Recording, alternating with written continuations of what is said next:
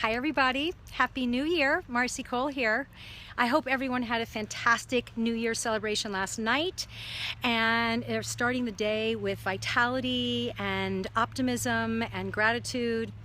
And there's so much I want to share with you today, inspired by this weekend here in Joshua Tree with the Agape International Spiritual Center, their silent meditation retreat for 3 or 4 days. And I'll tell you about that in a minute. But before I do, I want to ask you a few questions for today.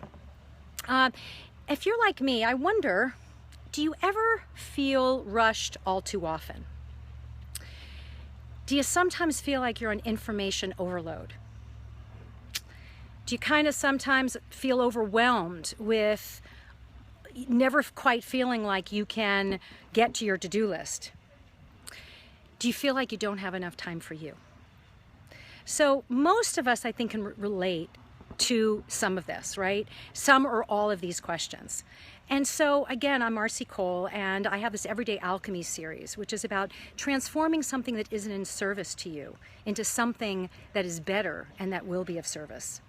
And today, the topic is about transforming rushing into measured movement, measured mindful movement. And this is really inspired by my own personal and professional experience. You know, as a holistic psychotherapist, when I'm working with a client, I sort of go into this hypnotic state where it's active listening. And I really want to bring more of that mindful presence into my personal life, into my everyday life. Because as those of you who know me, you know, they call me the hummingbird. You know, I'm busy, I run, I move fast, I love to pollinate, I love to meet lots of people and do lots of things. And that's never going to change. I don't want to change the essence of me in that way. But I'd like to slow down. And so if you'd like to slow down, let's keep talking, okay? This is part of my mindful intention for the new year. Now, we know that what happens with rushing, we know that, you know, I work holistically. So I think in terms of physical health and mental health and emotional health. And we know how rushing, the frenetic movement of rushing, doesn't serve us. We know that on the physical plane, that's when accidents happen. We trip, we fall. God forbid we get in a car accident on the road because we're so rushed to get where we're going. When we really realize that rushing doesn't really get us where we're going, it actually gets in our way. This is where road rage. I was on the Dr.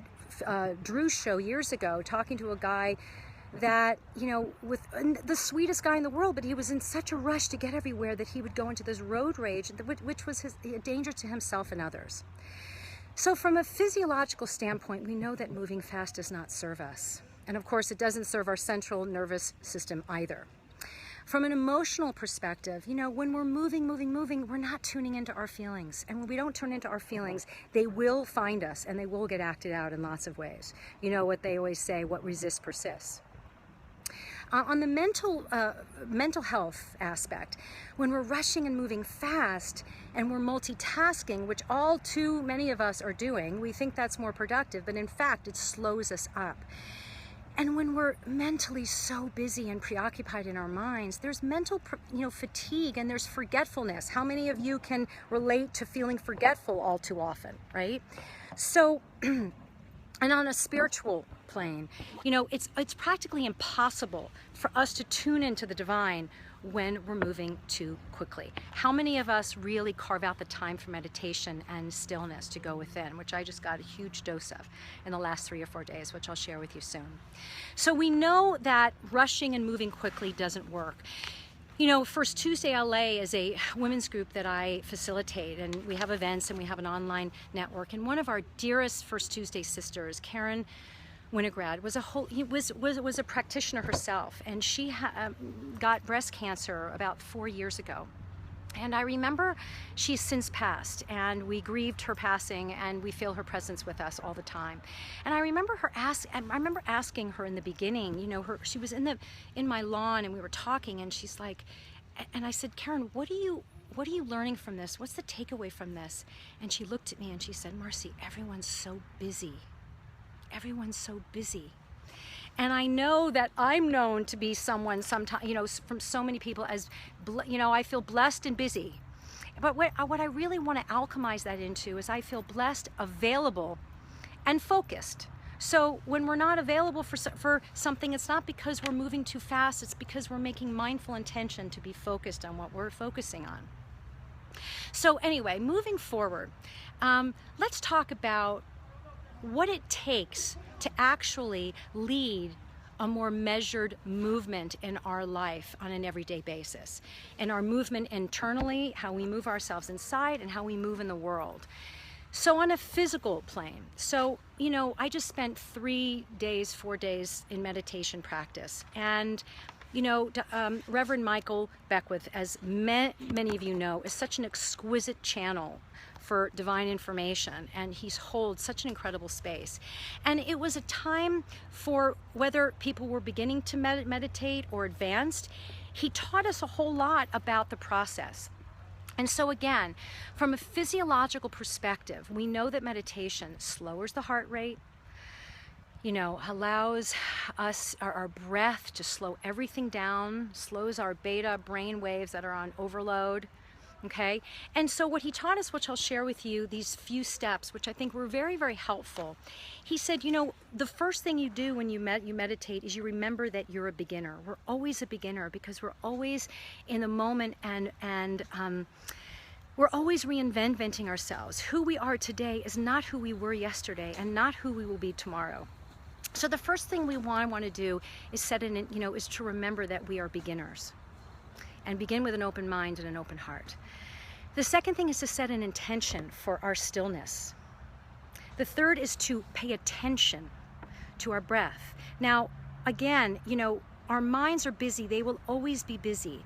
But it's about bringing ourselves back to the present moment and to the breath in order to slow everything down, and in order to be able to tune in, which was his fourth step, which I love. He called reverential alertness, where we can stop and really listen and start paying attention to what our higher self, whatever you want to call it, the God of your understanding, the divine, our higher self, what it's beckoning what's beckoning to be heard.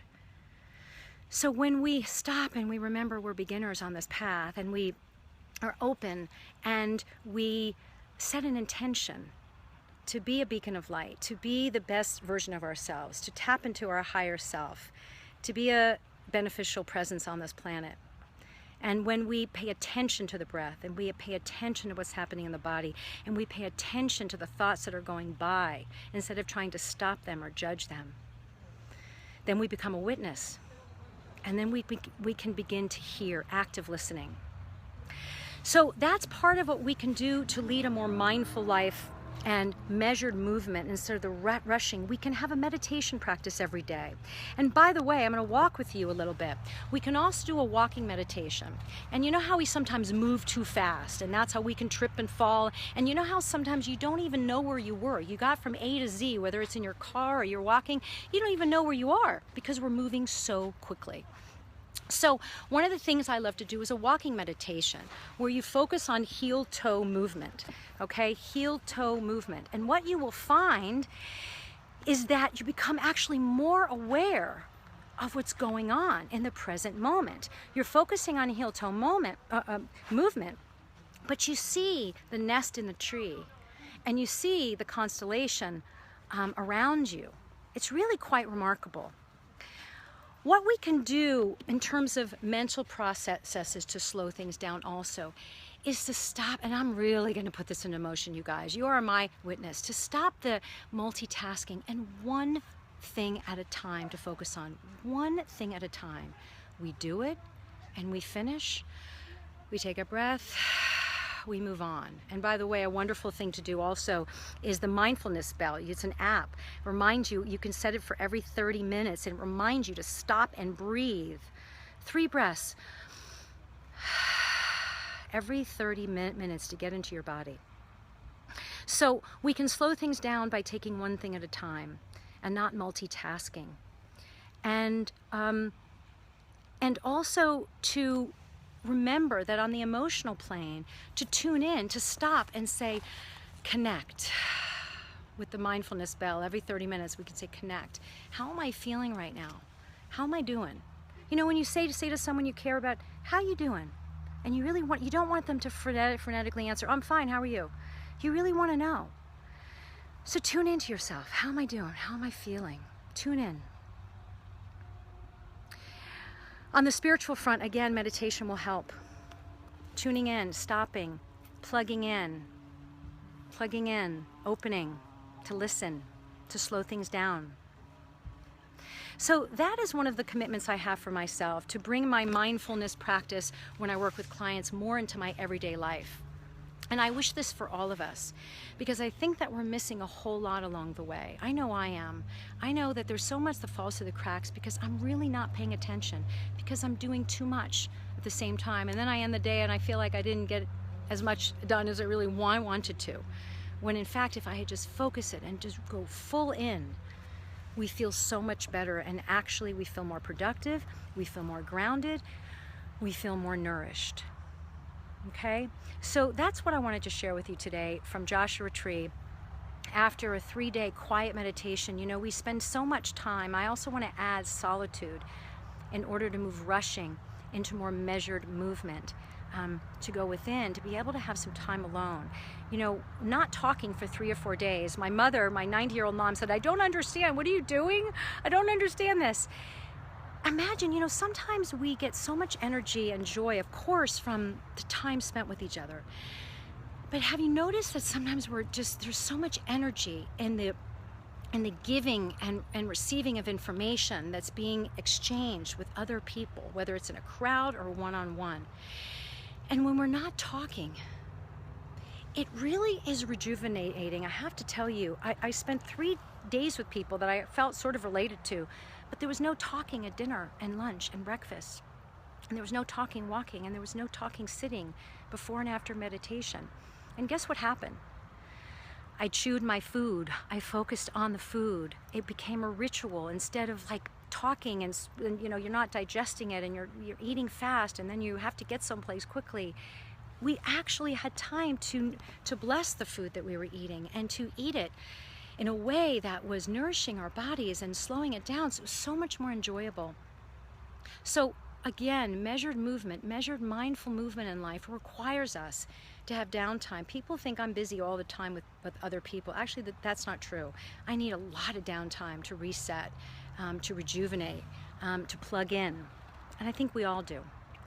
So that is what I wanted to share with you for today, in sharing one of my own New Year's decisions, my new you experience in moving into the new year. Moving a rushing, frenetic pace sometimes into measured, mindful movement internally and out into the world. And I'm going to show you where I am here in Joshua Tree in a second, and I appreciate you all for tuning in.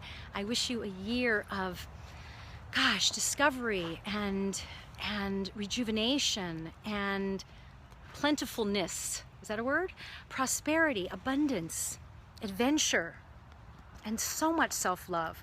With more self-love and more self-loving appreciation, we have so much more love to give others. Okay, so I wish you all a beautiful beginning to the new year and a more mindful experience in our everyday life together. Thank you for watching. Lots of love. Bye-bye.